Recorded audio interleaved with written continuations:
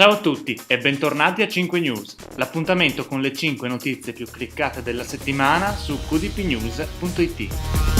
Alla numero 5 troviamo la notizia dell'arrivo in notturna delle travi per il nuovo Palasport di Pieve di Soligo, un trasporto storico per il comune. Auto contro bici. Alla numero 4 troviamo la notizia dell'incidente che ha coinvolto e ferito un ciclista di Parra di Soligo. Apre la portiera e c'entra la signora che arrivava in bicicletta. La terza notizia più cliccata della settimana ci racconta dell'incidente accaduto a Col San Martino che ha coinvolto una signora rumena.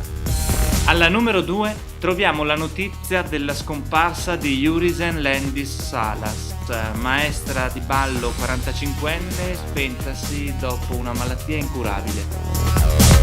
La notizia più cliccata della settimana ci racconta della morte improvvisa di una giovane 24enne di Parra di Soligo, colpita da un malore il giorno di Pasqua.